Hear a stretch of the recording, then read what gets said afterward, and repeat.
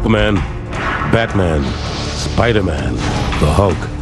Comic book superheroes have thrilled and inspired generations of readers, while critics have dismissed them as nothing more than kid stuff. But if you go behind the mask and beneath the cape, you'll see a more complicated story. Ever since the Great Depression, superheroes have dealt with deep personal, social, and political issues. And in every era, the forces that have shaped our world have transformed theirs. Comic book superheroes unmasked. In 1938, the first and greatest superhero of them all, Superman, leaped from the pages of Action Comics #1 into the imaginations of children everywhere. Faster than a speeding bullet, more powerful than a locomotive, and able to leap tall buildings at a single bound. Today, Superman has become a national icon, and that 10-cent comic could sell for over $300,000. But the Man of Steel nearly didn't get published. At first, only two people believed in him, his creators, Jerry Siegel and Joe Shuster. In 1931, there were two 17-year-old kids from Cleveland, Ohio, who were obsessed with science fiction. Jerry Siegel wrote the stories, and his pal Joe Shuster illustrated them. The creations were never sold. Yet these poor Jewish kids dreamed that their sci-fi fantasies would someday bring them fame and fortune. In the 1930s, the big new trend in newspapers was the adventure comic strip. There was quality in the writing, there was quality in the drawing, there was just a general air of capital Q quality associated with newspaper comics. That's what Jerry Siegel and Joe Shuster wanted for themselves. Siegel and Shuster's hero combined elements of everything they'd read, from comic strips to pulp magazines. He would be the last survivor of a dead planet, rocketed to Earth like a science fiction Moses, with the strength of Hercules, fighting for the common man, Superman. Many years later, Jerry Siegel wrote about his inspiration. He recalled, "I had crushes on girls who didn't care I existed, so it occurred to me, what if I was really terrific, jumping over buildings or throwing cars around?" Superman was sent to every newspaper syndicate in the country. They all said no. I wrote back to them and told them this very patronizing letter that they weren't ready for prime time, that they should stay in Cleveland for another year until they developed their art style, because the art was quite crude. So much for my great editorial judgment. Newspapers were saying no, but another, newer medium held out some promise: comic books. Selling on newsstands for a dime, comic books were originally just reprints of newspaper strips.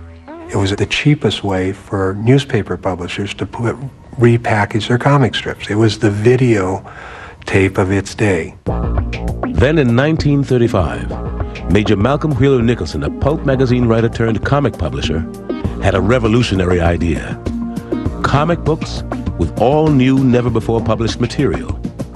But to make his idea work, the material had to come cheap. The only people they could get to produce this content were guys that couldn't get work doing anything else because they were too young, or they were too inexperienced, or they were Jewish. Siegel and Shuster fit the bill.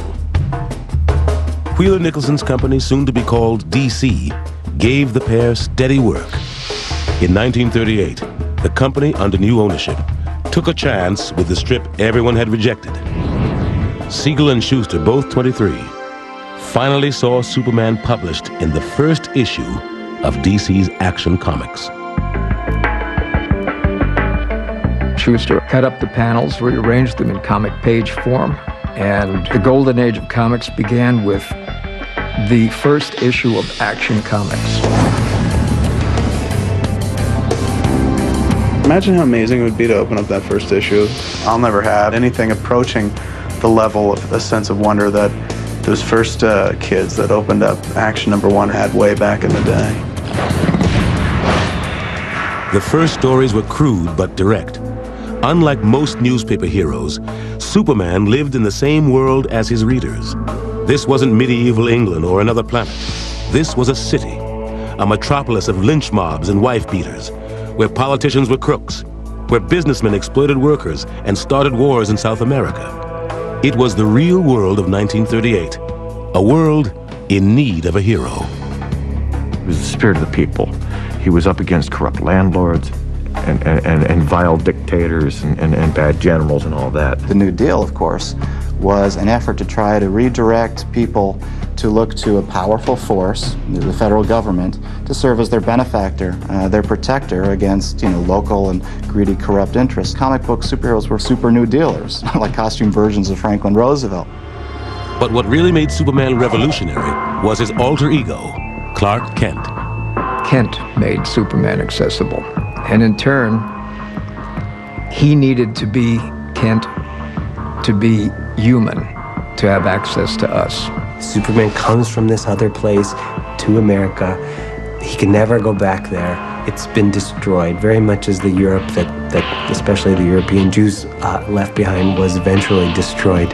He is adopted by this ultimate American couple. He leaves behind the vaguely Hebraic-sounding Kal-El and becomes Clark Kent, the ultimate American. Even if you don't look at him as an allegory of the immigrant, he is an immigrant. He did come to America, and he did make good. Superman's secret identity was an especially potent fantasy for the primary readers of comic books, boys. They were powerless like Clark Kent, but they dreamed that inside they were invincible heroes. Soon, it seemed like the whole country was caught up in the fantasy. There was a Superman radio show, along with motion picture cartoons, toys, and advertisements. His popularity in comic books even convinced a newspaper chain to turn him into a daily strip read by 20 million people.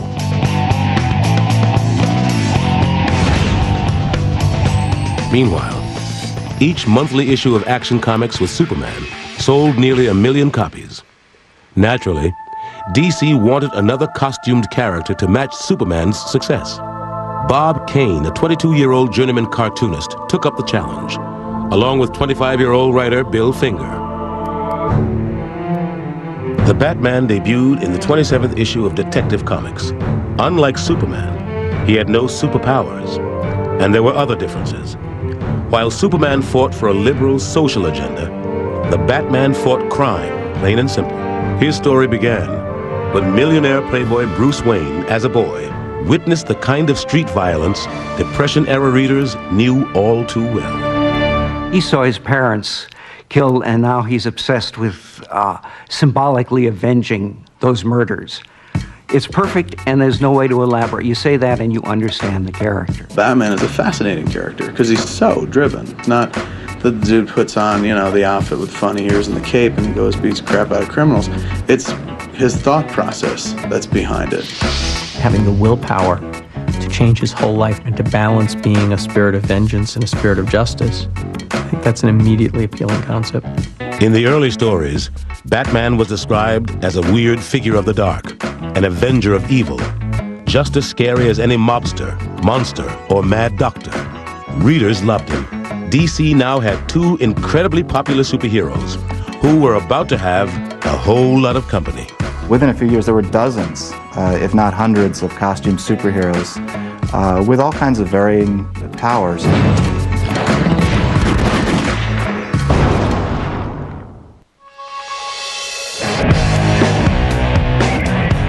With 2 very different superheroes raking in profits at the newsstands, it wasn't long before other publishers got into the comic book business. They knew what readers wanted: crime fighters with catchy names, and most importantly, costumes. That was a lesson cartoonist Will Eisner learned when he was developing a detective hero. One night, he got a phone call from his publisher, Busy Arnold. I'm working on the drawing board, and the phone rings, and I could hear the jukebox going on. He was in a bar. He said, "Have you got a character yet?" I said, "Yeah, I've got this guy, a detective." He said, "Yeah, but does he have a costume?" So I'm sitting there, I was drawing the face, and I drew a mask on him. I said, "Well, he's got a mask." He says, "That's good, that's good." "What else?" I said, "Well, he wears gloves." "Oh," he says, "go with that." He says, "That's good." So anyway, that was how the Spirit got a costume. By 1940, costumed superheroes were flooding the newsstands. At DC, Superman and Batman were joined by The Flash, Hawkman, Green Lantern, and more. Rival companies offered Catman, Bulletman, and scores of others. DC was the biggest comic book publisher, but there were more than a dozen competitors. One was Timely Comics, which would one day be known as Marvel. DC comics were certainly better drawn and better written, but the Timely books seemed to embrace more mavericks and wilder ideas. Case in point, Bill Everett, the creator of Timely's antisocial amphibian, The Submariner, and Carl Burgos, creator of crime-fighting android, The Human Torch, wanted to have their characters meet in a gigantic slugfest. Fire and water, the battle of the century. Timely's publisher, Martin Goodman, heard their idea on a Thursday and told Burgos and Everett to have it on his desk by Monday. So Bill and Carl called up everyone that they knew who was involved in comics for a kind of jam session. Pages were being drawn before they were written. One guy who turned the bathroom into his office put a board across his legs and wrote in the bathtub. People who were yelling out their ideas, arguing about which would be the best way to get the job done. The neighbors went crazy, called the cops. The phone was ringing off the hook, but by Monday morning, those dozen guys had completed a 60-page book. The first generation of comic book creators were incredibly hardworking men. They had all grown up in lower working class environments, practically without exception. The Great Depression had an awful lot to do with the fertility of comics in all of those years. These guys were willing to work incredibly hard to make the stuff real. One of the hard-working guys at Timely was a distant relative of the publisher, named Stanley Martin Lieber. Lieber would later be known by his pen name, Stan Lee. Often called the father of modern comics, Lee started at Timely in 1939 as a teenaged assistant. Even then, Lee thought comic book superheroes should appeal to an older audience. Publisher Martin Goodman thought that was crazy. I used to argue with him because I wanted to write things that were a little more adult for more intelligent readers. And he used to say to me, Stan, we have nobody but very young kids reading our books and a few illiterate adults. Lee's boss wasn't alone in his opinion. Although newspaper strips were read by everybody, comic book publishers knew that their magazines were read almost exclusively by children. Kids began reading comics as soon as they could read. It was the first purchase you made yourself, except for maybe a pack of gum or penny candy. So instead of getting more mature, superheroes began changing to better reflect the juvenile market. To make Batman more appealing to kids, his creators transformed him from a weird avenger of evil into a father figure. They invented Dick Grayson, a young acrobat who, like Batman, sees his parents murdered. Batman takes the boy under his wing, and comics' first kid sidekick, Robin the Boy Wonder, is born. The theory was that young readers would identify with young heroes. And in fact, Batman's sales doubled after the introduction of Robin. Soon, there was an avalanche of sidekicks: the Human Torch and Toro, the Sandman and Sandy, Green Arrow and Speedy, Catman and Kitten, the Black Terror and Tim. This idea of kid sidekicks, I hated it. The court would go after the guy for imperiling the safety of a minor, if nothing else. While some readers did identify with the kid sidekicks, everybody identified with the superhero who was a kid in real life. Fawcett Publications' Captain Marvel. Created in 1940 by writer Bill Parker and artist C.C. Beck, Captain Marvel is actually a young boy named Billy Batson.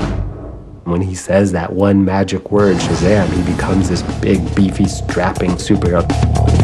That's kind of the ultimate wish fulfillment aspect of the superhero. And I don't think it was ever expressed more purely than in that form. Pure or not, Superman's publisher, DC Comics, felt that Captain Marvel's form, a black-haired flying strong man with a cape, was a little too close to their man. They sued. DC just felt threatened by Fawcett because Captain Marvel for a while was outselling Superman, and they kept at that lawsuit. The legal battle lasted 12 years, until 1953, when Fawcett finally agreed to stop publishing Captain Marvel. Readers at the time weren't aware of the battle between Superman and Captain Marvel. To kids, there was room enough on the newsstands for both, and more. Superhero fantasies were a new way for readers to deal with the realities of the Depression. Now, an even bigger challenge would be just over the horizon. The superheroes would be going to war.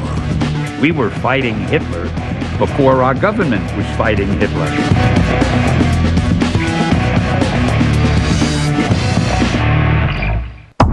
In 1939, the war in Europe had begun. Even though America wasn't involved yet, many superheroes were. By the end of the year, the Submariner began turning his general hatred of humanity against the Nazis in particular. We just could all see what a menace Hitler was. It was more than what he was doing to the Jews. It was what he was doing to the whole world. He was gobbling up countries. Superman's creators Jerry Siegel and Joe Shuster thought the Man of Steel could stop the war in 2 pages. In a special story for Look magazine in February 1940, Superman simply grabs Hitler and his then ally Stalin and drops them off at the League of Nations. End of story, end of war. In American society, we believe in instant solutions. Superheroes do that.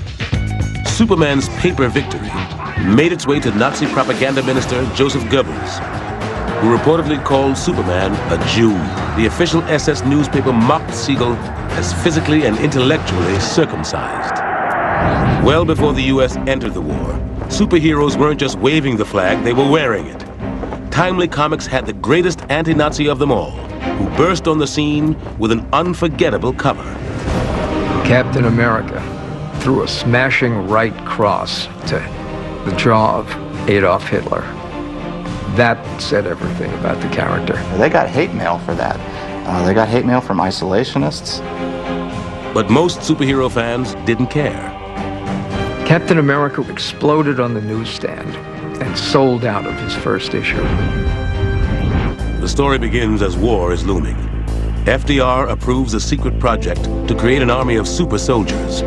Frail Steve Rogers is the first volunteer. The brilliant Professor Reinstein injects him with a strange liquid.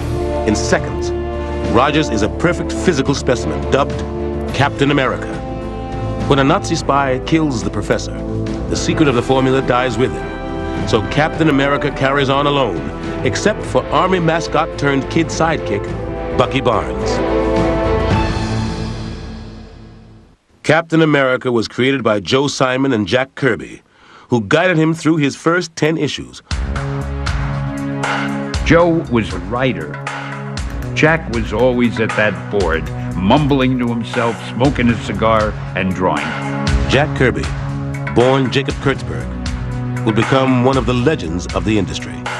He was the Shakespeare or Cervantes, or take your pick, of comic books. He introduced a whole new level of motion into comic books, and that was revolutionary for the time. The page couldn't contain the degree of action. Simon and Kirby occasionally mixed action with political prophecy. In the spring of 1941, Cap and Bucky stop an unnamed Asian power from destroying the U.S. Pacific Fleet, 7 months before Pearl Harbor was attacked. When the Japanese actually did cripple that same fleet, Captain America's wrath echoed the nations.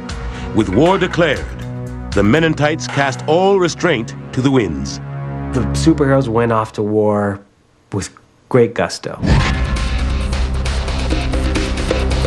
Week after week, month after month, just pounding the hell out of the Nazis. The stories had so much pro-American propaganda that you'd almost think they were subsidized by the government, but it was just, we felt we had to do that. And then something very interesting happened, which was that comic books were included in care packages that were sent to soldiers, along with chocolate and cigarettes, and comic books became part of the standard reading material for GIs serving in the Second World War, and they liked them. The superheroes were now in sync with the government's war effort, and comic book sales soared from 15 million a month in 1942 to 25 million a month a year later.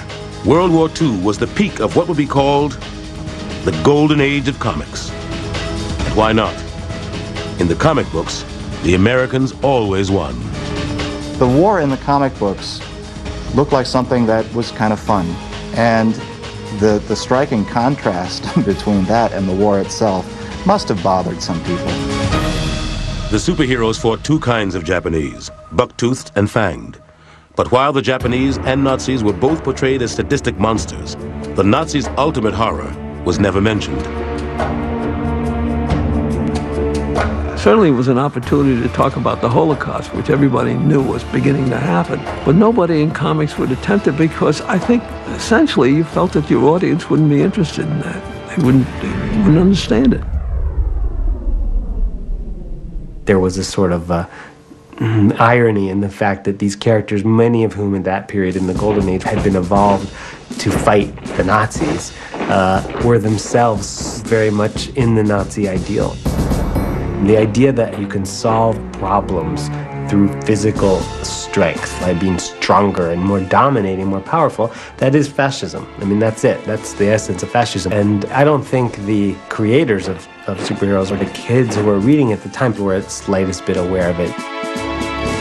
To one character, fascism was just another example of male aggression. But then, everything about Wonder Woman was different. Wonder Woman was a particularly interesting character, created by a psychologist. Charles Moulton was really Dr. William Moulton Marston, an author, one of the inventors of the lie detector, and an early defender of comics. The Harvard-educated Marston was hired by DC as a consultant. The honcho hired him to think of a way to do a female Superman. Why not go after the girl audience? And Marston apparently decided to do it himself. He came in probably as the first established writer to move into doing comics. Marston began the saga in 1941. As a wounded intelligence officer, Steve Trevor crash lands on the island home of the immortal Amazons. The Queen's daughter, Princess Diana, falls in love with the helpless man. Her love makes her realize that the Amazons face the same decision other isolationists and pacifists face in 1941. Try to ignore the Nazis or fight for freedom. Against her mother's protests, Diana goes back with Steve to defend America, described by the goddess Athena as the last citadel of democracy and equal rights for women. Like Superman, Wonder Woman was more powerful than a locomotive, and she had better gadgets than Batman. An invisible plane, a telepathic tiara, a magic lasso that forced people to obey her, and bulletproof bracelets. Wonder Woman was a great success. The female aspect was very heavily played. The artist H.G. Peter, however, had a very masculine approach. Artistically, it appealed to male readers. Something else might have appealed to male readers. Wonder Woman lost her power and free will if men bound her bracelets together. There was definitely an S&M quality about the appeal of Wonder Woman. Almost every book was riddled with female domination, bondage, subjugation, punishment, and loads of fetishes. Back then, I guess nobody got it. Certainly, no readers at the time knew of Marston's unconventional home life. He lived happily with his wife and their children, and a former student who always wore metal bracelets on both wrists, and their children. Despite his avant-garde lifestyle, Marston had Wonder Woman give down-to-earth advice for kids on the home front, urging them to collect old paper and scrap metal, which could be recycled into war material for soldiers overseas. Other patriotic heroes also promoted collecting scrap or buying war bonds, and some even made financial sacrifices to do so. Captain America requested kids not to send a dime for the membership card and the tin badge, but to spend a dime for war bonds. You know, every dime you spend may be the dime that puts a bullet in the last Jap in the war. Here, Captain America's sidekick urges kids to collect scrap paper for the war effort. Little did he realize that request would turn comic books from 10-cent trash into eventual treasure. World War II created the collector's market to some extent, because when they're looking for paper, the first thing that Mom wanted to throw out was those damn comic books. And so when you go and find a Golden Age book that's selling for $6,000, you can thank World War II for that.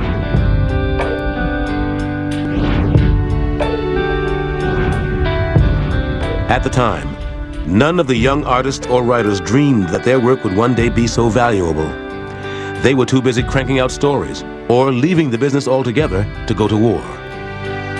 I felt I can't be writing about all these comic book heroes and not be fighting myself. When the artists and writers went off to war, the publishers had to give the strips to different artists and different writers, and the publishers began to feel that they were in charge of these characters. The characters became corporate characters, controlled more by the corporation. The readers also seemed to want a little calm and stability after 16 years of depression and war. So the heroes began losing their edge. By 1945, Batman was an establishment figure. He carried a platinum badge. Superman went through a change as a sort of outside loner into the ultimate lawful authority. Ironically, just as superheroes got blander, post-war politicians attacked them as threats to the very foundation of the country. In the 1950s, comic book superheroes would face their greatest battle, not against a mad scientist or a foreign army, but against the United States Senate.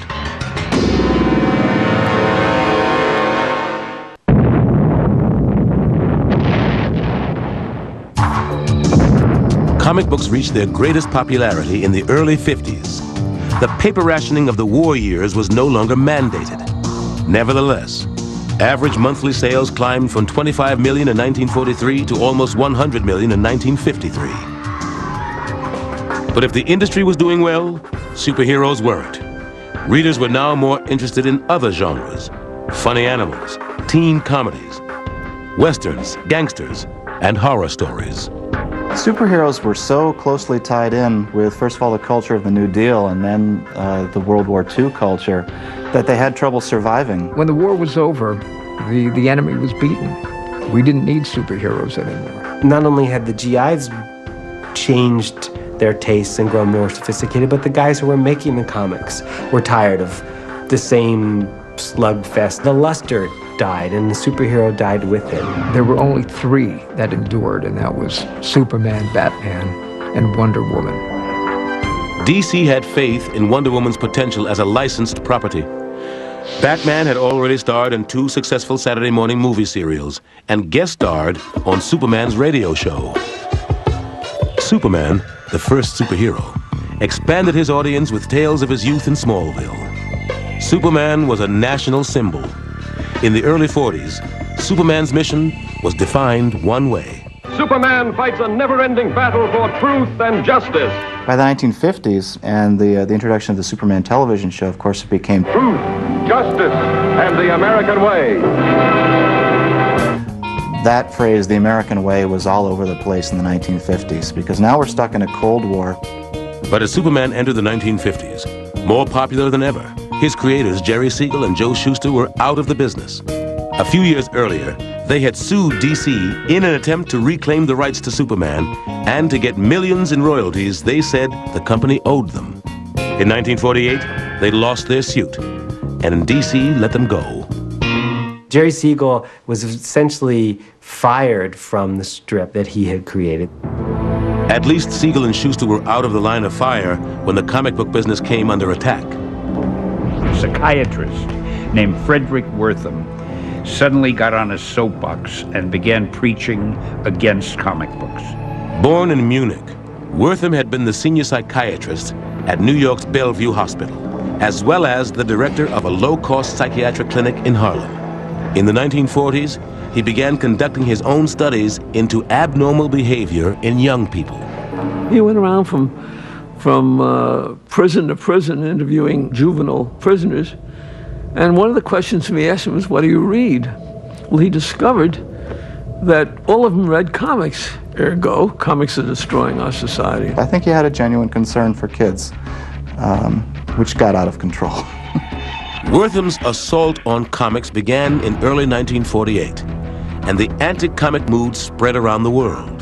Comic books were seen overseas as this virus of American culture and crime. Since they couldn't keep up with us militarily or economically anymore, they could at least try to fight against our culture. In his 1954 book, Seduction of the Innocent, Wortham even attacked the Man of Steel, coining the term the Superman complex. Wortham defined the condition as fantasies of sadistic joy in seeing other people punished over and over again, while you yourself remain immune. Batman and Robin were like a wish dream of two homosexuals living together. Wonder Woman was the exact opposite of what girls are supposed to be. He had the title Doctor in front of his name, and people listened to him. He was a good huckster, got a lot of publicity, and it almost destroyed the comic book business. And a lot of people were saying, good riddance, if that happened. In 1954, U.S. Senators Estes Kefauver and Robert Hendrickson held hearings on the effects of popular culture on young minds. They were kind of like a B-movie precursor to the Army McCarthy hearings, which were occurring at right about the same time. And they were both about equally ridiculous.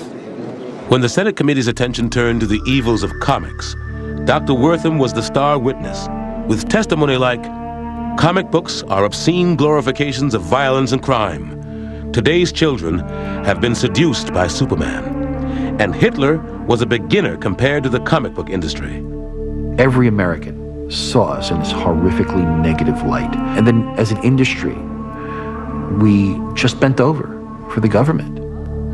Fearing government censorship, most of the major comic book publishers created the Comics Code Authority, a self-censoring organization that would issue seals of approval.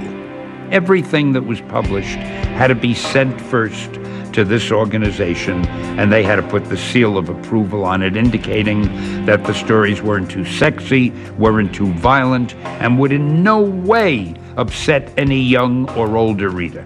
In their new code-approved stories, Superman worked closer than ever with lawful authorities. Batman and Robin spent more time with girls, and Wonder Woman hung out more with Steve. But superhero relationships stayed at the level of grade school crushes. That instilled that belief in the American public that comics are strictly a kid's medium.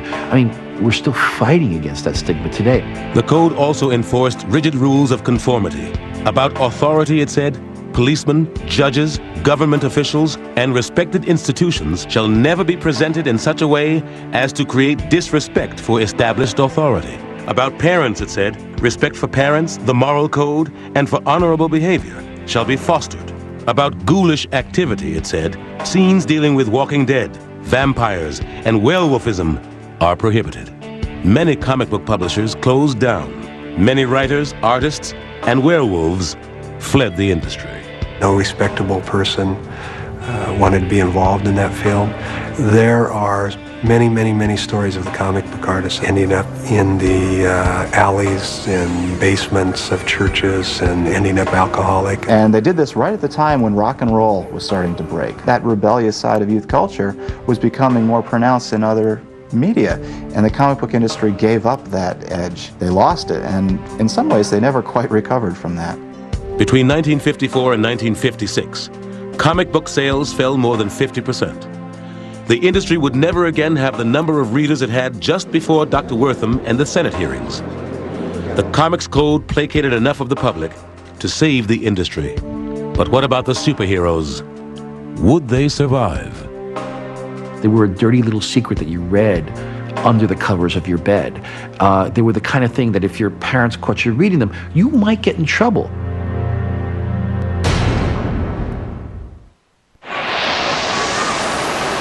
In 1961, the Eisenhower era was over. The new frontier was beginning. We were going to the moon. We were already in Vietnam. The comic books were still trying to recover from the impact of a government crackdown on the industry. Except for Superman, Batman, and Wonder Woman, most of DC's superheroes had been canceled by 1951.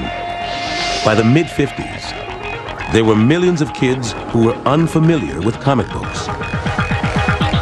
By the late 50s, television was the medium of choice now for kids.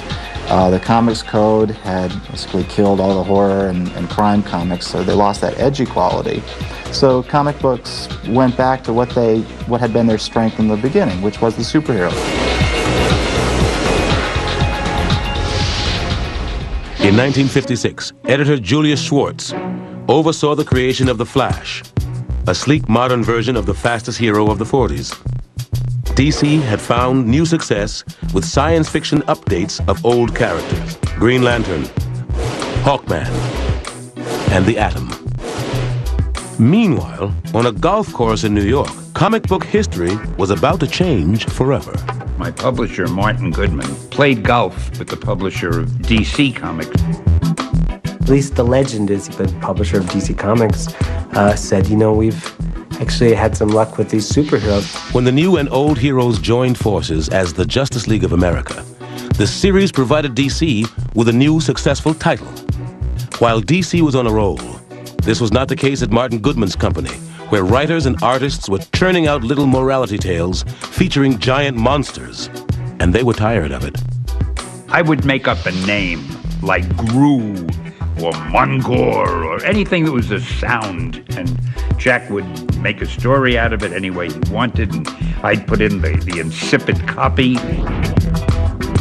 Then Martin Goodman came back from his golf game with tales of the Justice League sales. Stan, I want you to make up a group of heroes, because I think that's what's selling today. Stan asked his wife Joan for advice. She said, well, why don't you just once do a book the way you would like to do it instead of the way they want you to do it? She's like, well, you're going to quit anyway. Just do it. Stan Lee took the problem to his sometime collaborator, Jack Kirby, and they came up with the Fantastic Four. Inspired by the space race between America and Russia, 4 people who don't always get along try to beat the commies to the moon. Their rocket is bombarded by cosmic rays.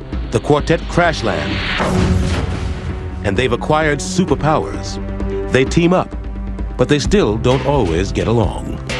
Mr. Fantastic would over-explain everything, the way I tend to do. The Thing would say, will you shut up, we got it already, and he and the Torch were always arguing and fighting. The Thing hated being the Thing, and the idea of superheroes hating being a superhero was really a novelty, and it produced a lot of psychological richness, at least comparatively speaking, that had not been seen in comic books before. And so it was with the creation of the Fantastic Four that comic books really entered into the modern era. Lee convinced Goodman to rename his company Marvel, after Goodman's very first comic book, which had featured the original Human Torch and the Submariner. Lee and Kirby had already created a new Human Torch, and in early 1962, they revived the Submariner. Lee gave Prince Namor a more noble speaking style and a new reason to hate mankind. He blamed atomic tests for wiping out his undersea capital. Also in 1962, Lee and Kirby unleashed another atomic-aged anti-hero, the Incredible Hulk. Of course, in those days, there were so many movies with nuclear blasts creating monsters and giant things and so forth. So I said there was a gamma ray explosion, and he got caught in it, and it transformed him.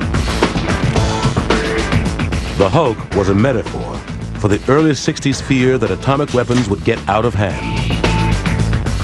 While saving a teenager who's trespassed onto a gamma bomb test site, the bomb's inventor, Dr. Bruce Banner, becomes a victim of his own device. It was Banner's dark side, just sort of, metamorphosizing into flesh and blood. Green flesh and blood, of course, but there it was. Whenever Dr. Banner changed, the army he worked for tried to kill him. Even while the Vietnam War was going on, the Hulk's most persistent adversary was the U.S. Army. The Comics Code said that, you couldn't show the Army as villains. And yet at the same time, Marvel was basically making them to be the bad guys. They're able to do this simply by saying the Army is trying to do what it thinks is best. It just happens to be a little misinformed in this case. The Hulk looked like a menace. He looked like a monster. There's nobody else who understood him except the teenager whose life he saved, Rick Jones. The teenager understands, but the world doesn't understand. Characters like the Hulk struck a chord with a new generation of readers who were growing up questioning authority. here's this character that when he loses his cool, he becomes this green monster, and he goes on tirades, and he just starts smashing things up. What better metaphor, could you have for angry youth? We started to get fan mail, and the postmarks suddenly weren't from kindergartens, but they were from high schools, and then later from colleges. If more readers were teenagers, Lee figured they might like a teenage hero. Lee's boss wasn't so sure. You say that he's a teenager? A hero can only be an adult. Teenagers are sidekicks. And you say you want him to have problems. Stan, don't you know what a hero is? It's interesting that in the 1930s, you had the country seemingly falling apart, and yet you had these superheroes come in that were totally confident in their ability to resolve these problems. And then in the Kennedy years, the early 60s, things seemed to be fairly stable, and yet you had the Marvel superheroes come in who were vulnerable and confused and disoriented. The difference was the baby boomers. They were notoriously self-absorbed. All this was magnified in popular culture geared towards youth. James Dean, for example, he may look tough on the outside, but his heart is breaking, and he wants to be accepted, and he's unsure, and his parents don't understand him, and the world doesn't understand him. Peter Parker is a shy science major who lives with his Uncle Ben and Aunt May. When a bite from a radioactive spider gives Peter spider-like powers, he doesn't even consider fighting crime. He goes into show business. But when he fails to stop a thief who later murders his uncle, Peter Parker learns that with great power, there must also come great responsibility. People ask me where I came up with the line, with great power must also come great responsibility. And I have no idea. Marvel Comics publisher Martin Goodman had so little faith in the idea, Spider-Man's first appearance in the summer of 1962 was in the last issue of a failed science fiction magazine. Then Goodman saw the sales figures. He said, Stan, you remember that Spider-Man character of yours that we both liked so much? Why don't we do a series about it? Spider-Man went on to become Marvel's greatest success. Part of it was the art by Steve Ditko, who worked on Spider-Man till 1966. After a while, he would give me the artwork for a 20-page story. I didn't know what it was, and I would put the dialogue balloons in because Steve told a story so beautifully that you almost didn't need the dialogue. Part of the appeal is that before the spider bite, Peter Parker's life was a mess. After he gets superpowers, his life is an even bigger mess. Every teenage reader could identify with that. It's not about that red and blue suit. It's about Peter Parker, the sick aunt, the girl problems, the school problems, the work problem. It's not just a suit jumping off the building. There's somebody inside of that suit that you care about. DC heroes, like Superman and Batman, acted like the reader's parents. Marvel heroes often acted like the readers. To some extent, this was true even back in the 40s. At that time, the worldview presented in DC comic books was a much simpler, easier to understand kind of worldview. Superman was good, Lex Luthor was evil. As I got older and more sophisticated, 10, 11, then I started to look for greater degrees of ambiguity in my characters, and that meant that it was time to graduate to Marvel Comics. DC was the old establishment company. Marvel was the upstart that led people to believe there was a rivalry, and there became a rivalry when Marvel started out selling DC. Then it became very real in terms of, good old bottom line. One of Marvel's boldest moves came in 1964 when Stan Lee and artist Jack Kirby brought back Captain America, Timely's World War II hero, whom Kirby had co-created. Readers were told that Captain America had been frozen in ice for 20 years, and shockingly, his kid sidekick Bucky had been killed in action. The infallible one-dimensional hero of World War II blamed himself for his partner's death. And in between fights, Captain America brooded like a star-spangled Hamlet. He felt he didn't belong to our age. He was, as I say, an anachronism. He belonged back in the 40s. Jack hadn't done him that way, and I felt a little bit diffident mentioning it to him. But, oh man, Jack loved the idea instantly. Captain America's growing discomfort seemed to mirror the nation's, as the certainties of yesterday got turned upside down in a new age of rebellion. We look at what Stan did back in the 60s, and we may say, oh, wow, I remember those stories really fondly, and they kind of read kind of quaint and kind of simplistic, you know, and maybe they were appealing to kids. Well, no. Back in the 60s, they didn't read that way. They were cutting edge. There was almost counterculture at the time. There was a survey conducted by Esquire magazine in 1965 which revealed that self-described college radicals ranked Spider-Man and the Incredible Hulk among their favorite revolutionary icons, right there with Bob Dylan and Che Guevara and Malcolm X. There was a time in the 60s where comics were seen as very smart in the colleges of America, and Stan had his finger right on that pulse. By 1968, Marvel was selling 55 million issues a year, matching or surpassing DC. And storytelling got positively psychedelic when a former magician and escape artist named Jim Steranko took over the spy strip Nick Fury, Agent of S.H.I.E.L.D. I brought surrealism to comics. I brought expressionism into comics.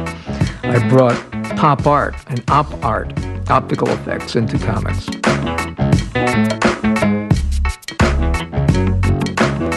Steranko probably had more effect on the comic industry with fewer comics than anyone in history.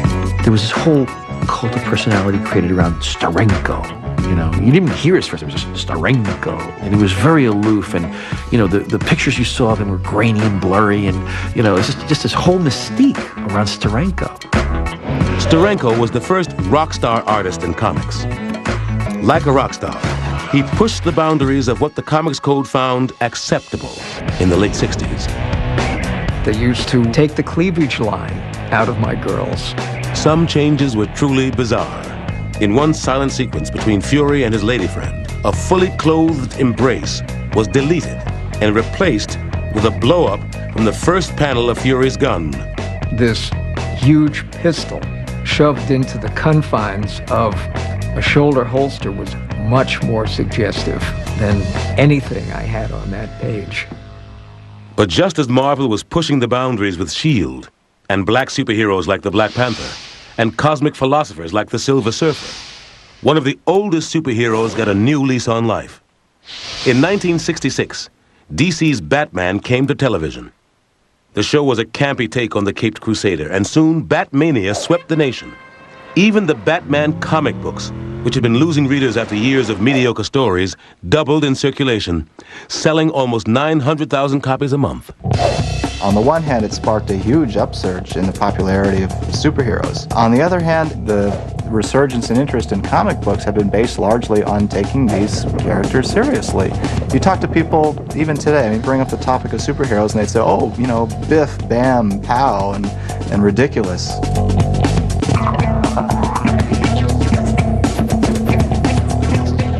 The joke soon wore thin. By 1969, the show was off the air and Batman's comic sales fell almost 60%. To the general public, superheroes were once more seen as kid stuff, and the country was getting too serious for that.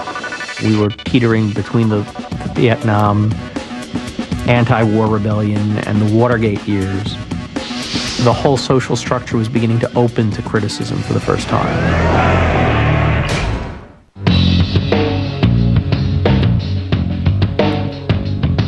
The superhero revival of the 50s was colliding with the counterculture. To hold on to their readers, especially their college-age readers, superheroes would have to get with it. DC wanted to update Wonder Woman for 1968.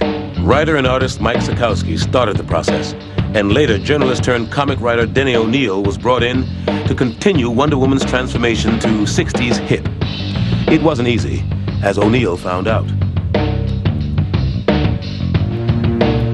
When you get a job like that, implicit in it is shake it up, do something new. DC took away Wonder Woman's costume and powers and had her learn karate. It was hoped that a more realistic Wonder Woman would be embraced by the new Woman's Lib movement.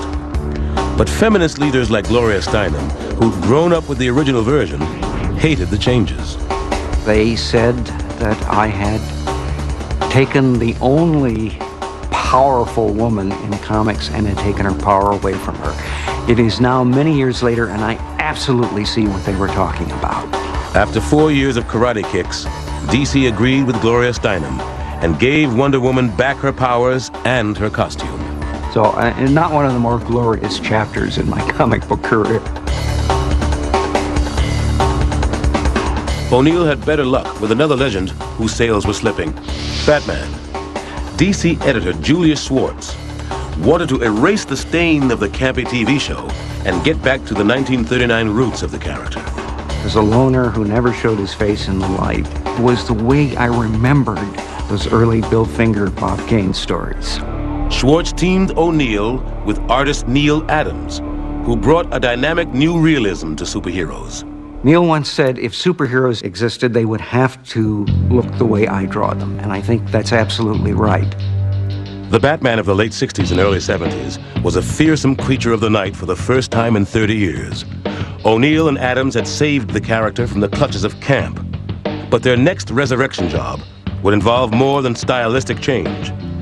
O'Neill and Adams were about to bring social commentary to comics in a radical new way. DC editor Julius Schwartz thought putting more messages in the adventures of Green Lantern might save the book from cancellation. So let's try it. Let's see if we can start using as a springboard what's happening in the newspapers. Green Lantern was a hero with a lot of power but no personality. A test pilot inducted in a cosmic police force. He used his power ring to fight supervillains and creatures from outer space. I had thought of Green Lantern as an enforcer of the status quo. So we needed a contrast with that. Green Arrow is a character dating back to the 40s, never had his own title, had appeared in anthology books, and was kind of a Batman with a bow and arrow. But he was really bland, so we made him the voice of the streets, the voice of the left.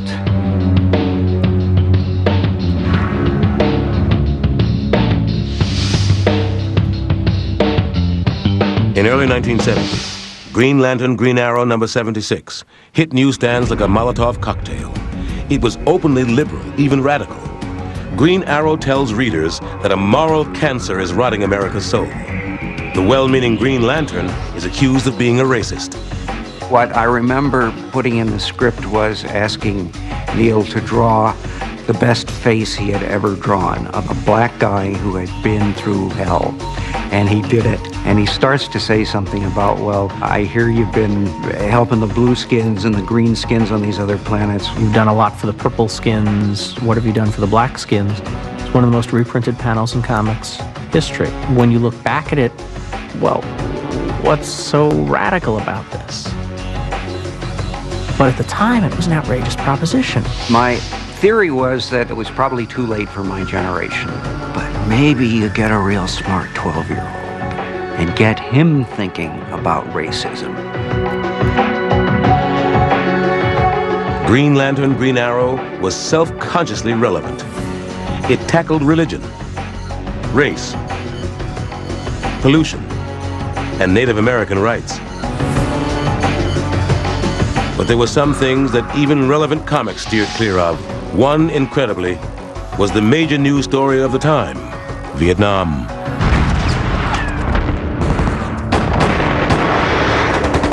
In the early 60s, some characters were featured in Vietnam-themed storylines. But when the war and the protests at home were raging in the late 60s and early 70s, Vietnam was generally avoided. I think that generally there was a feeling that that was a scary topic. Letters would come in from fans saying, hey, how come Captain America doesn't go to Vietnam, like and fight the commies there, and like he did the Nazis in World War II? Marvel heroes had fought the commies in the early 60s, but by the end of the decade, Cold War attitudes didn't seem relevant. After a while, I think we weren't that sure that the communists were the greatest evil in the world. I tried to avoid stories about the war. The Vietnam War, to me, was too tragic a thing. By the time we got the courage to do material about Vietnam, I think the war was pretty much over. The other untouched issue of the period was drugs, until, ironically, the Nixon administration forced the issue in 1971. I had received a letter from the government, from the Office of Health, Education, and Welfare. They thought it would really be beneficial if I would get a story about the dangers of drug addiction and feature it in one of our top books. Lee and artists Gil Kane and John Romita worked out a 3-issue story arc in which Spider-Man fought the Green Goblin. In a subplot, Spider-Man saves an inner-city kid so stoned he thinks he can fly. I know nothing about drugs, so I didn't mention what he overdosed on. I didn't know. Later, Spider-Man's friend Harry, the Green Goblin's son, gets hooked on pills and suffers a near-fatal overdose. The reader didn't feel we were giving him a lecture. It was just an incident in a story, which I feel is the best way to do it. Only one problem. The Comics Code Authority didn't want Lee to do it at all. Rejected. We could not put the seal of approval on those issues. I said, why? They said, according to the code, you're not allowed to mention drugs. I said, but we're not telling the kids to take drugs. The whole purpose of this is to show the danger of drug addiction. Doesn't matter, you're not allowed to mention drugs. At an impasse, Lee turned to his publisher, Martin Goodman, for support. I said, Martin, I want to do these books anyway, so we won't have the seal of approval. I was so proud of him. He backed me to the hilt. He said, absolutely, Stan, just let's send him out. For 3 months, Marvel published Spider-Man without the code's approval. The world didn't end, the sky didn't fall. We had the greatest write-ups. My father came home and he said, you have to go pick up this thing called Spider-Man. I'm like, why? Of course, what he didn't realize at the time was that he started a whole new addiction, which was comic books. So, coincidentally, I never used drugs, but boy, I collected comic books like crazy. Thanks to the controversy, the Comics Code was liberalized.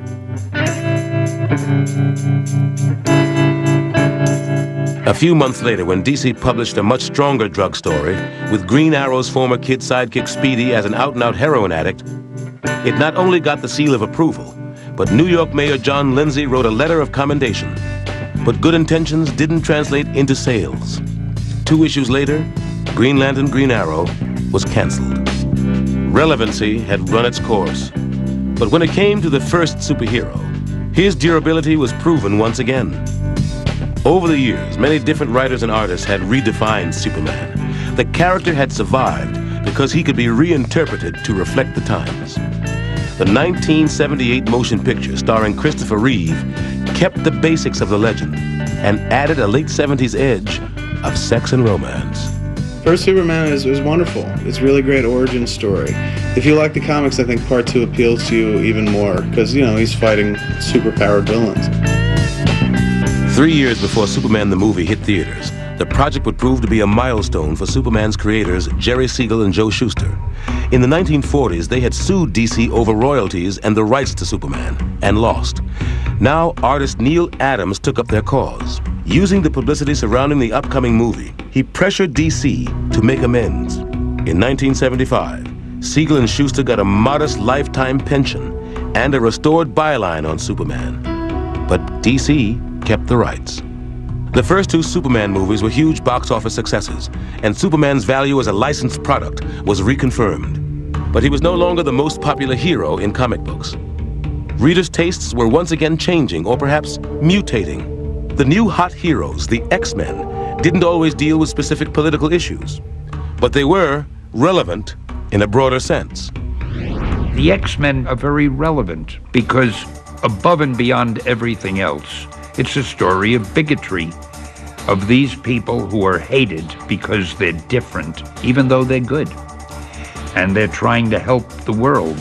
I mean, there's almost a little bit of a Jesus Christ feeling in there. The X-Men are sort of the most consciously, deliberately, and successfully metaphorical of any comic book superhero. The X-Men are a team of teenage mutants, each born with a superpower that manifests around puberty. More mutants are starting to get born. The fear grows even more amongst normal human beings that they will take over the earth. Growing up in Israel, I understood the metaphor. It was about the right to live and the right to exist. If you're African American growing up reading comic books, you could relate to the X-Men. If you were gay growing up reading comic books, you could relate to the X-Men. If you were merely just a geek, a nerd being picked on, you could relate to the X-Men. The idea of being simultaneously special and persecuted is a very potent, powerful one. The X-Men were created by Stan Lee and Jack Kirby in 1963, but never really took off until the late 70s, with stories by Chris Claremont, art by Dave Cockrum and John Byrne, and new mutants like Storm, and especially Wolverine. He's got that whole bad boy thing going on. It's James Dean, sort of Clint Eastwood kind of attitude to him. Wolverine was the kind of character you could not have had in the 1960s because he was very much a reflection of that cynicism and sense of irony that came out of the 60s, that came out of Vietnam and Watergate. Wolverine was a superhero for Generation X. He wasn't afraid to take it to the bad guys exactly the way they would take it to you, or worse. I know as kids we were always fascinated by Wolverine's adamantium claws, but it was just the idea of having a weapon so handy all the time, never having to reach for it, just, snap. Wolverine, in many ways, was the precursor to a darker hero. In the early 1980s, a new breed of creatures would take rough justice to new levels. It was really up to people of my generation to basically give Batman his balls back.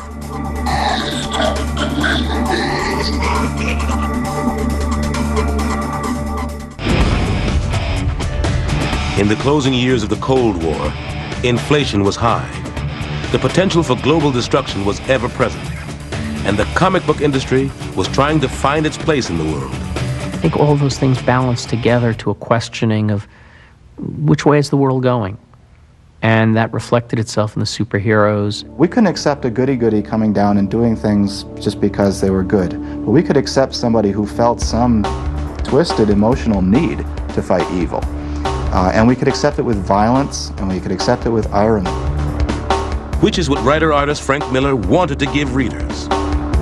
My mother says that I was somewhere around 6 years old when I walked into the kitchen and held up a bunch of sheets of typing paper I'd folded in half and stapled in the middle and said, "This is what I'm doing for the rest of my life." Miller got his big break in 1979, when, at the age of 22, he took over one of Marvel's second-string titles, Daredevil.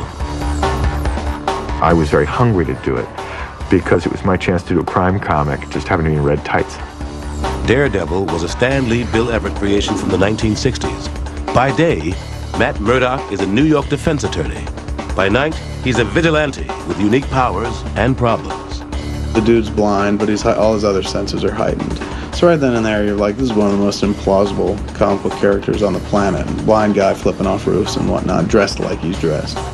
But Miller brought this really wonderful humanity to it, and the humanity came from this place of Daredevil being so flawed, just being kind of broken. I figured Daredevil had to be a Catholic, because only a Catholic could be a vigilante and an attorney at the same time. Miller turned Daredevil's sweet blonde girlfriend into a drug addict. And created a new love interest for Daredevil, Elektra, Matt Murdock's college girlfriend, now an assassin for hire. And I stole one of Will Eisner's best spirit stories of a character called Sans Serif. Stole it structurally, top to bottom. But I make no excuses. He knows it, and I told him. I was always slightly in contempt of the nice girl next door who your mother was always introducing you to. It was a slut down the street that was really interesting. When Miller killed Elektra after 14 issues, fans were shocked, but admired the artistic guts it took to kill such a popular character. Later, Marvel brought her back to life. Some characters are just too good or too good-looking to stay dead. Miller challenged the traditional superhero notion of non-lethal justice when he revived a 1970s vigilante called the Punisher. After the Mafia guns down his family, ex-Marine Frank Castle wages a one-man war against crime and actually kills people. This was a little too strong for the 70s, but fit the 80s like a .44 bullet in a magnum chamber. To Daredevil, the Punisher was a villain, but readers loved him, and a host of writers and artists tried to meet the demand. People voted for Reagan because he kicked butt, because he came on as a tough guy. And I think that attitude was mirrored in superheroes of the 80s. It's not to say the people who wrote The Punisher believed that, but I think they did tap into a popular mood. Then came the British. Same edge, different slant. More European, more political. Writer Alan Moore and artist Dave Gibbons created a 12-issue miniseries for DC in 1985 called The Watchmen.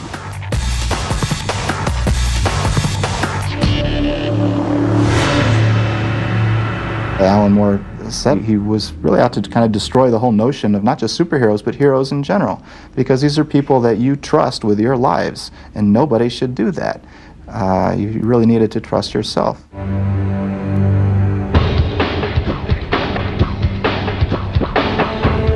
In the alternate universe of The Watchmen, superheroes are morally ambivalent, impotent, or psychotic. One of them ends the Cold War by faking an alien invasion that unites the world and kills 3 million New Yorkers in the process. Alan created this story commenting on superheroes, talking about superheroes, what they meant, and also talking about how it felt to be out on the streets in 1985 with Russia versus America, feeling like the nuclear clock was clicking closer and closer. Watchmen was the most complex and intricate superhero story ever produced. It inspired a generation of artists and writers. Most of the guys in comics lived within about 50 miles of here. So we were all at the same poker games and the same parties. And it's just, wow, how the hell did he do that? And you went home and you ripped up whatever you had done that week and just said, no, damn it, there's more I can do. Even Frank Miller felt he could do more. His next project, a 4-issue fantasy of the future, The Dark Knight Returns. It pits an aging Batman against psychotic foes and a corrupt society.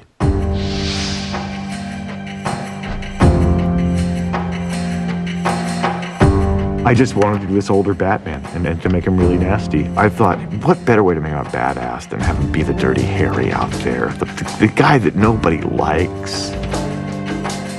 For Miller's Batman, the biggest problem isn't the Joker, but Superman, a well-meaning Boy Scout in thrall to Ronald Reagan, conducting one-man's secret wars in Central America. Superman and Batman had been friends since 1940, but weren't after 1986. I'll gleefully take credit for breaking up the Batman-Superman friendship. Bruce has been one who enforces order in the world and believes that entropy is the natural state of existence, whereas Superman believes that order is the norm. These two people would not like each other. They just wouldn't. We felt at the time like every Batman story that could have been told had already been told. And suddenly, here's Frank. In the mainstream media, it got a great deal of attention, positive and negative, mostly positive. Within the comics industry, it seemed to be closest thing to a bar fight anybody could have asked for, in that it was quite controversial. That I actually got called up by former Batman writers saying I had ruined their character. Dark Knight has been accused of being a pro-fascist vision. I mean, it doesn't make it any less interesting as a work of art, nor does it say particularly that that's the side that Frank comes down on. I think my stuff's kind of jolly, but that's just me. The Watchmen and Batman The Dark Knight Returns. There were 2 watershed books of that period. I think it was a good thing and a bad thing. I think that even though those works are both brilliant works, the traditional innocence of superheroes went out of the market at that point.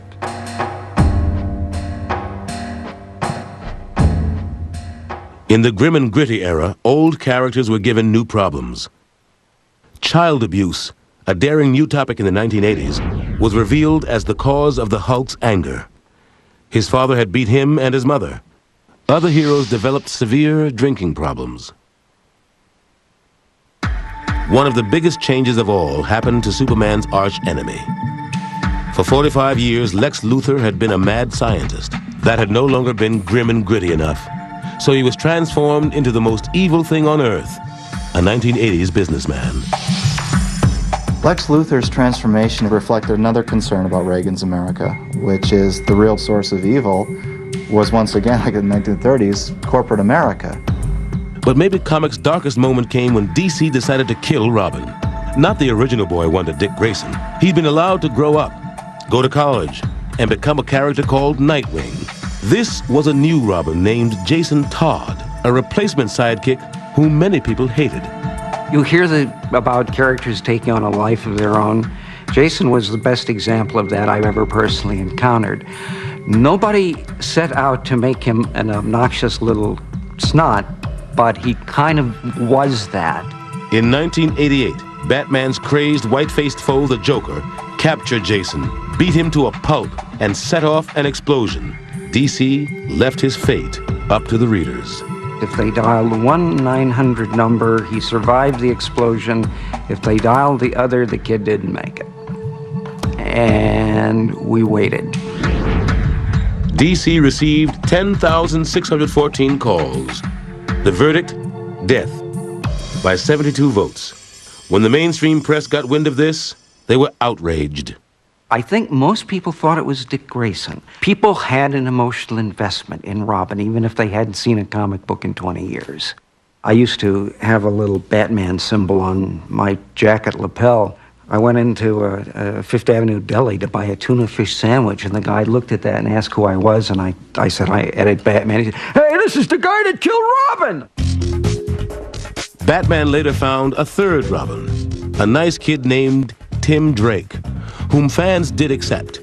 But the death of Jason Todd continues to haunt Batman and Denny O'Neil. I thought I was a guy writing and editing fiction. I realized that no, the Batman editor and the Superman editor are more than that. We are the custodians of folklore. The 1980s ended with the release of Tim Burton's movie, Batman. The film seemed to signal a new era for superheroes. But just ahead, there would be big trouble. The sad, horrible, pitiable collector's bubble, which came very close, I think, to wiping out comics for a second time.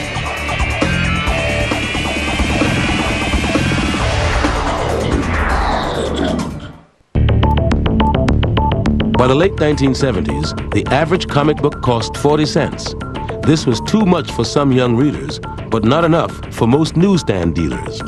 Comic book publishers needed a new outlet for their product. They found it in the growing number of stores that were selling old comic books as collector's items. If we've got these comic shops selling used comics and back issues, we should be able to get them the new comics. That would be cool. The superheroes moved off the newsstands and into several thousand stores scattered across the country. These stores became like private clubs, catering to a hardcore base of comic book fans. The den-like atmosphere of most comic book stores is straight out of comics. It's very Batcave-like. It's a kind of self-defense mechanism. We walk into a comic book store and it's kind of dark and dingy because they don't want outsiders coming in and being like, what's this? This is silly. The comic book changed from being a mass market product to a specialty item, sold at higher prices and marketed to older readers. There's still a small group of people who react to say, but comics are for children. We point out with some passion and energy that comics not only aren't only for kids, they're not mostly for kids today. One of the most successful and critically praised mature series was Sandman from DC's new Vertigo imprint. It was written by Neil Gaiman, who'd grown up in England with reprints of American comics. Reading comics for me, it was like getting postcards from Oz. DC's first Sandman in 1939 fought crooks with a gas mask and a gas gun. Then with tights and a sidekick. A second Sandman in 1974 was a superhero master of dreams. Gaiman used bits of both in Morpheus, the godlike lord of the dreaming, a very different superhero. The idea of putting somebody in a costume seemed very odd. I thought, I don't know any people who wear costumes. On the other hand, having somebody who dressed all in black, it seemed kind of obvious to me. Whatever was going through my head, month to month, it went straight into Sandman. I could do anything, from stories set in Roman times, all the way to the Iraq War and the ruins of Baghdad. Sandman number 19, based on Shakespeare's A Midsummer Night's Dream, was the first comic to win a World Fantasy Award. Not in a special comic book category, but as Best Short Story. Previous awards had gone to noted authors like Harlan Ellison and Jorge Luis Borges. Some on the committee felt that a comic book didn't belong in such company. We got the award on the Saturday night. On the Sunday morning, they changed the rules to make sure it could never happen again. It was more than closing the stable door after the horse had gone. It was more like closing the stable door after the horse had gotten out and won the Kentucky Derby. At least Gaiman still got respect at DC, where he had complete creative freedom. Almost. When I wrote the Serial Killers Convention episode of Sandman, I had a reference in it to masturbation, and a message came down: people do not masturbate in the DC universe.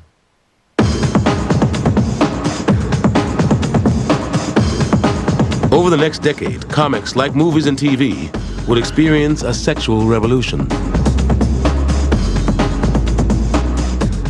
In the 1990s, comic books began to take on issues, explore issues that they never would have come close to before, like homosexuality. Gay and lesbian characters would proliferate. In The Authority, Apollo and Midnighter are violent crime fighters and tender lovers.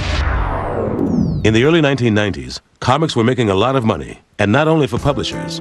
Unlike their predecessors, writers and artists could now own the characters they created. And if a new superhero hit big, its creator could make a lot of money, like Todd McFarlane. McFarlane had made his name as an artist and writer on Spider-Man. In 1992, he and a few other popular artists formed Image, a creator-owned company that challenged the big two of Marvel and DC with comics like Spawn.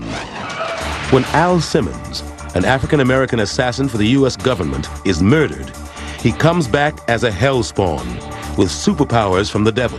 He battles heaven, hell, and human evil, all the while trying to get used to the idea that his wife is now his widow and married to his best friend.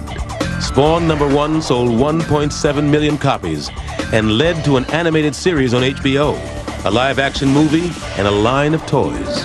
There was a point in the early 90s where comic book creators, writers, artists, publishers were all becoming millionaires. Because comics were now sold in specialty shops, it was easier for publishers to put out one-shot issues that weren't necessarily part of the hero's regular storylines. These were called graphic novels, which sounded more impressive than comic books. Occasionally, the stories were openly political. By the early 1990s, some politicians saw these graphic novels as a way of embracing or promoting controversial issues. A 1993 anti-handgun story from DC had politicians rallying around Batman to help raise awareness for stricter gun laws.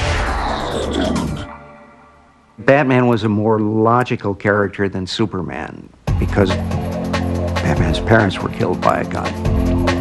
Virginia Governor Doug Wilder showed seduction of the gun to state legislators as an example of why a stringent handgun law was needed. The law passed, and the governor invited writer John Ostrander and editor Denny O'Neil to the signing ceremony. A few years later, in 1996, comic books were used to raise awareness about the dangers of unexploded landmines. DC produced a special Superman comic that could be distributed to children in Bosnia. The issue warned children to steer clear of undetonated landmines. We were told by people over there, who we met later, that they really feel we saved some lives. Batman also joined the campaign with a special issue Denny O'Neil wrote called Batman, Death of Innocence. Batman is trying to save a little girl whose father has been killed by a landmine.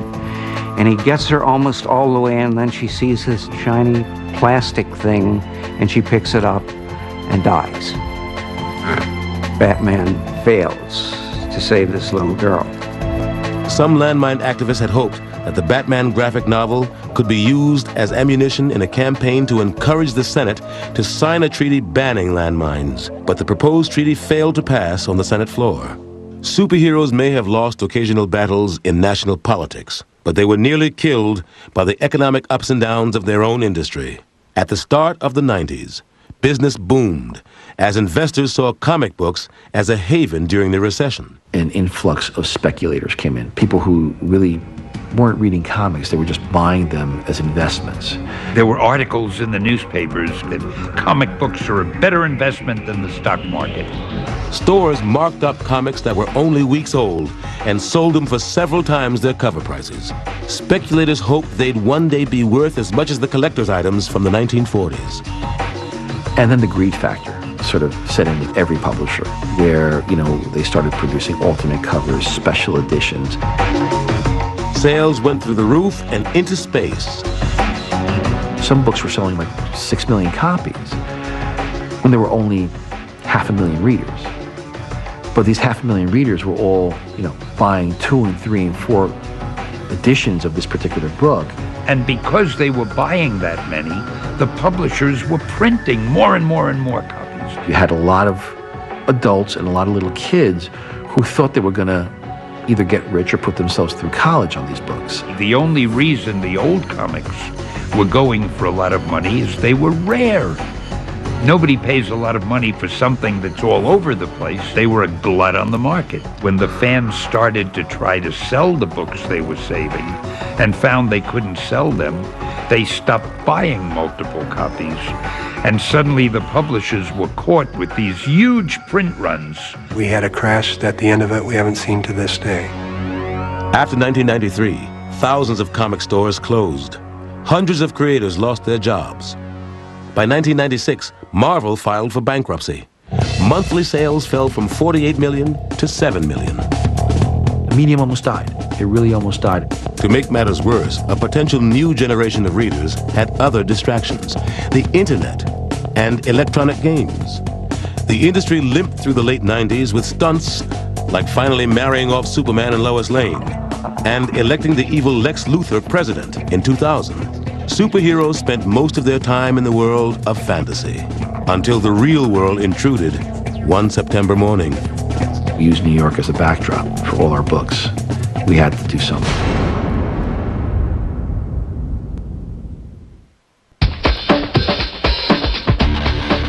Comic book superheroes had been rebels and vigilantes in the social turmoil of the Great Depression, and then patriotic soldiers in World War II. They reflected the unrest of Vietnam and Watergate. At the start of the 21st century, most characters were more violent, more cynical, more sexually active than ever before. In other words, they reflected their world, as popular culture always does. Comic books have been around since the dawn of time. They just weren't put on paper, they were put on cave walls. The stories of the Great Hunt, of the Great Droughts, of the Great Famines. Superhero comics are just an extension of that. But sometimes, comics have anticipated reality. No one could have imagined September 11th unless they'd read comic books. Osama bin Laden's plan was to create so much chaos and so much destruction that there would be a general war, and that Islamic fundamentalist or Islamist movements would take over governments and countries, even the United States. And when I heard that, it sounded like a comic book plot. It sounded like something Dr. Doom would do. Going to create chaos and take over the world. Unfortunately, the real world looks more like a comic book world than ever before. No longer are, 2 110-story buildings falling to the ground the stuff of fantasy. We felt it in New York when it fell. I felt the ground tremble. As the quintessential New York hero, it seemed only right that Spider-Man would be personally affected by the attacks.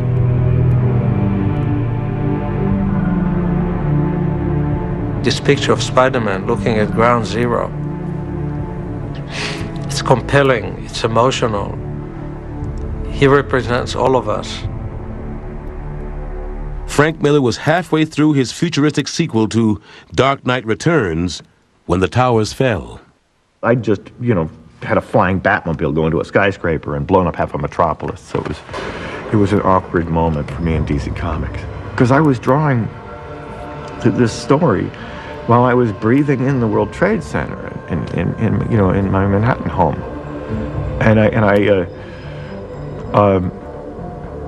I had to acknowledge it, and the only way I could do it was to have Superman in the wreckage of Metropolis, finding the locket of Lois Lane's and finding out that the love of his life was dead, and then move on. Marvel, DC, Dark Horse, and Image put out commemorative comics that raised millions of dollars for the 9/11 victims and their families. Jim Steranko created a fundraising poster that recalled the glory days of World War II, when the superheroes were enthusiastically united against a common enemy. 21st century comic books had none of that. I think it would be too corny, and it would be in bad taste to have a cartoon figure punching a Muslim and saying, "We'll get you." No, that wouldn't work today, I think. A superhero's job isn't mourning the dead, it's fighting evil. And when your name is Captain America and your country is attacked, you have to do something.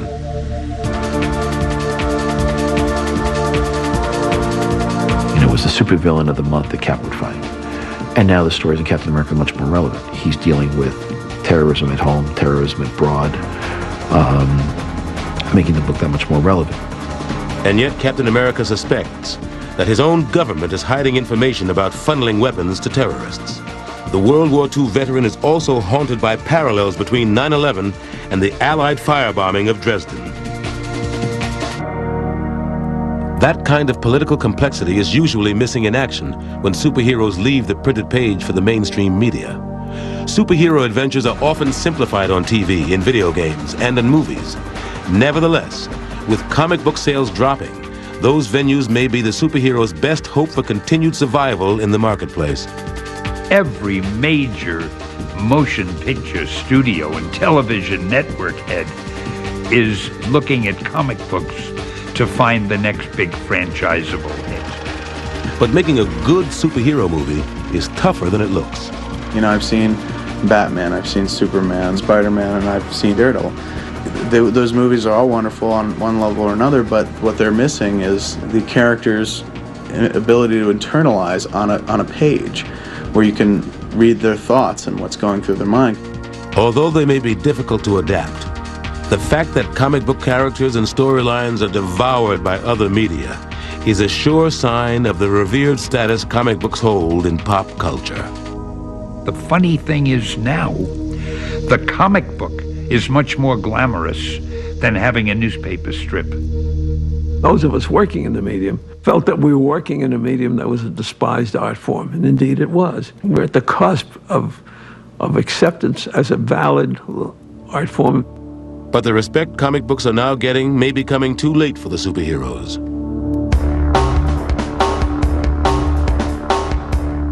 Comic book superheroes, in some ways, are more popular and more prevalent than they've ever been because of major motion pictures, video games, the internet, and so forth.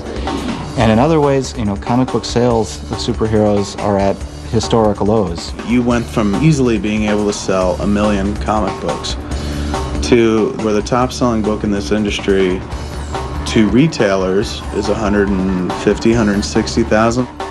To keep the industry going, publishers are exploring retail outlets beyond comic book stores. While comic shops are always the core of our business, the fastest growing area is bookstores. The graphic novel and the collections that become graphic novels are really the future. And of course, there's the internet. Over the next 20 years, there will be more and more cartooning delivered online. It'll never be as pleasant to read something on a screen as it is to hold it in your hand and to turn those pages and turn back.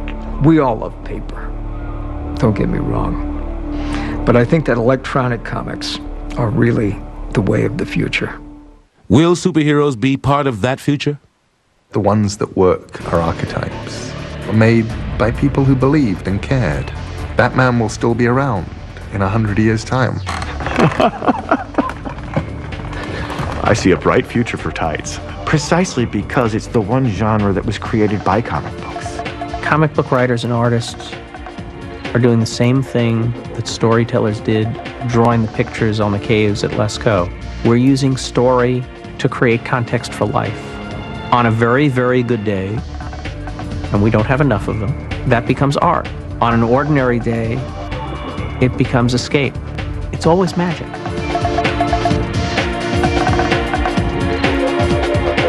Superheroes endure because they represent basic American beliefs that there are choices to make between good and evil, that individuals can make a difference in society and history.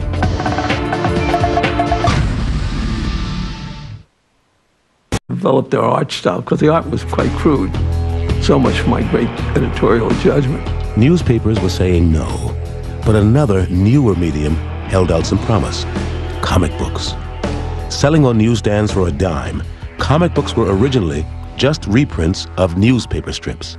It was the cheapest way for newspaper publishers to repackage their comic strips. It was the video tape of its day. Then in 1935, Major Malcolm Wheeler Nicholson, a pulp magazine writer turned comic publisher, had a revolutionary idea: comic books with all new, never-before-published material. But to make his idea work, the material had to come cheap. The only people they could get to produce this content were guys that couldn't get work doing anything else because they were too young, or they were too inexperienced, or they were Jewish. Siegel and Schuster fit the bill. Wheeler Nicholson's company, soon to be called DC, gave the pair steady work. In 1938, the company, under new ownership, took a chance with the strip everyone had rejected. Siegel and Schuster, both 23, finally saw Superman published in the first issue of DC's Action Comics. Schuster cut up the panels, rearranged them in comic page form, and the golden age of comics began with the first issue of Action Comics. Imagine how amazing it would be to open up that first issue. I'll never have anything approaching the level of a sense of wonder that those first kids that opened up Action #1 had way back in the day. The first stories were crude but direct. Unlike most newspaper heroes, Superman lived in the same world as his readers. This wasn't medieval England or another planet. This was a city, a metropolis of lynch mobs and wife-beaters, where politicians were crooks, where businessmen exploited workers and started wars in South America. It was the real world of 1938, a world in need of a hero. He was the spirit of the people. He was up against corrupt landlords and vile dictators and bad generals and all that. The New Deal, of course, was an effort to try to redirect people to look to a powerful force, the federal government, to serve as their benefactor, their protector against, local and greedy, corrupt interests. Comic book superheroes were super New Dealers, like costume versions of Franklin Roosevelt. But what really made Superman revolutionary was his alter ego, Clark Kent. Kent made Superman accessible, and in turn, if not hundreds of costume superheroes with all kinds of varying powers.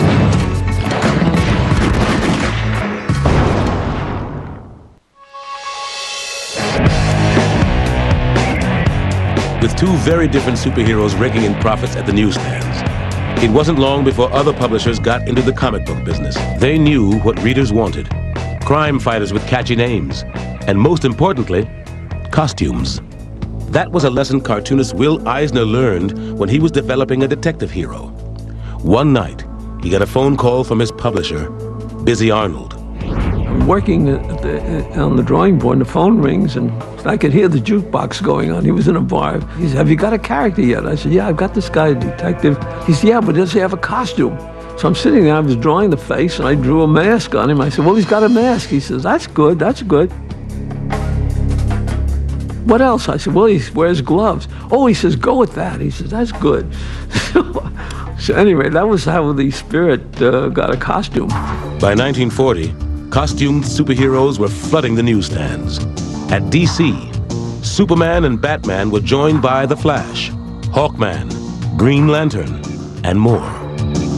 Rival companies offered Catman, Bulletman, and scores of others. DC was the biggest comic book publisher, but there were more than a dozen competitors. One was Timely Comics, which would one day be known as Marvel. DC Comics were certainly better drawn and better written, but the Timely books seemed to embrace more mavericks and wilder ideas. Case in point, Bill Everett, the creator of Timely's antisocial amphibian, The Submariner, and Carl Burgos, creator of crime-fighting android The Human Torch, wanted to have their characters meet in a gigantic slugfest. Fire and water, the battle of the century. Timely's publisher Martin Goodman heard their idea on a Thursday and told Burgos and Everett to have it on his desk by Monday. So Bill and Carl called up everyone that they knew who was involved in comics for a kind of jam session. Pages were being drawn before they were written. One guy who turned the bathroom into his office put a board across his legs and wrote in the bathtub. People who were yelling out their ideas, arguing about which would be the best way to get the job done. The neighbors went crazy, called the cops. The phone was ringing off the hook, but by Monday morning, those dozen guys had completed 6.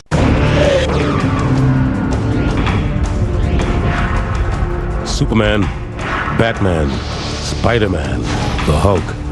Comic book superheroes have thrilled and inspired generations of readers, while critics have dismissed them as nothing more than kid stuff.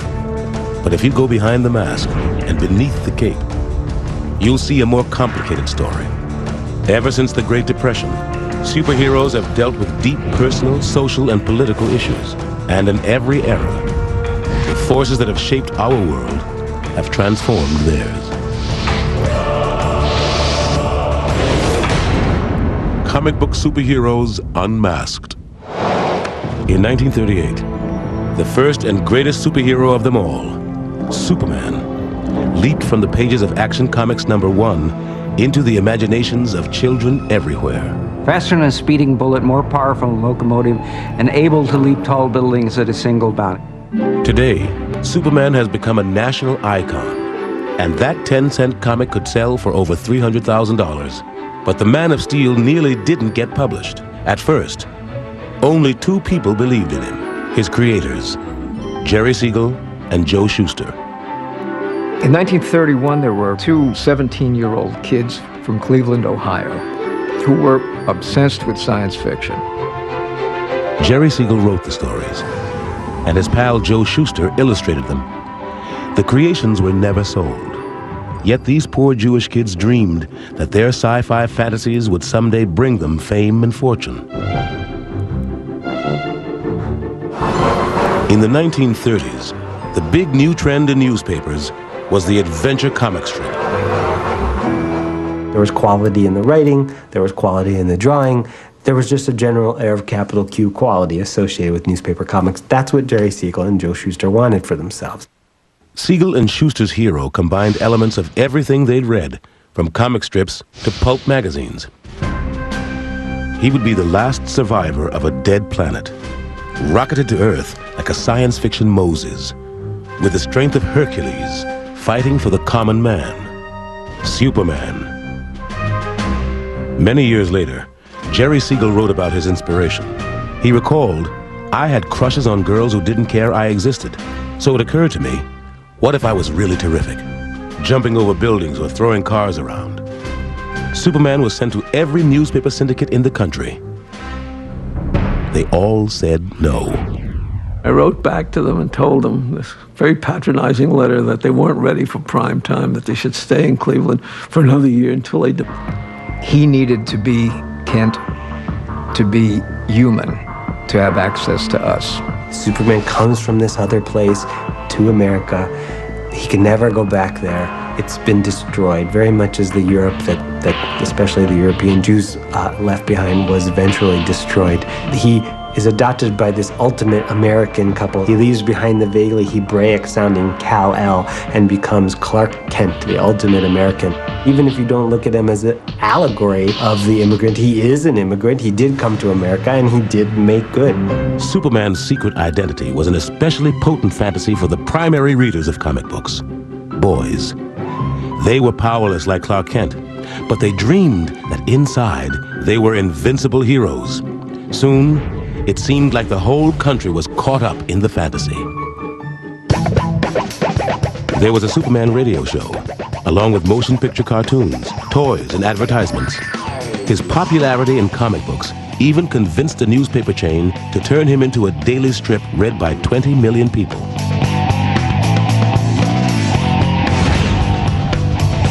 Meanwhile, each monthly issue of Action Comics with Superman sold nearly 1 million copies. Naturally, DC wanted another costumed character to match Superman's success. Bob Kane, a 22-year-old journeyman cartoonist, took up the challenge, along with 25-year-old writer Bill Finger. The Batman debuted in the 27th issue of Detective Comics. Unlike Superman, he had no superpowers, and there were other differences. While Superman fought for a liberal social agenda, the Batman fought crime, plain and simple. His story began when millionaire playboy Bruce Wayne, as a boy, witnessed the kind of street violence Depression-era readers knew all too well. He saw his parents killed, and now he's obsessed with symbolically avenging those murders. It's perfect, and there's no way to elaborate. You say that, and you understand the character. Batman is a fascinating character because he's so driven. Not the dude puts on, the outfit with funny ears and the cape and he goes beats the crap out of criminals.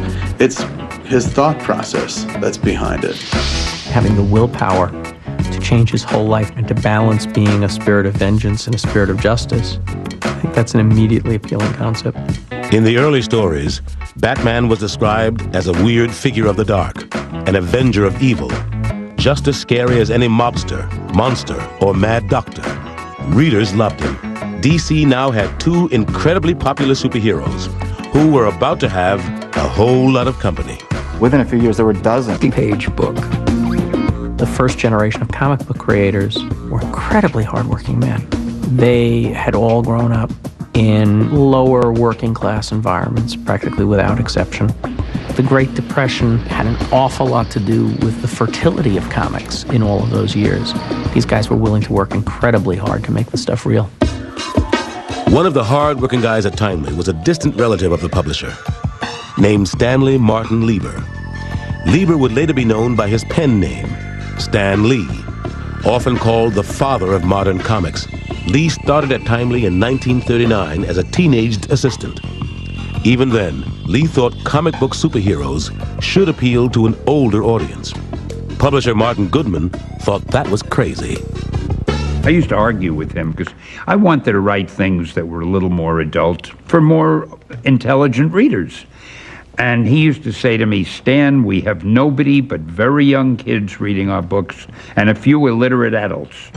Lee's boss wasn't alone in his opinion. Although newspaper strips were read by everybody, comic book publishers knew that their magazines were read almost exclusively by children.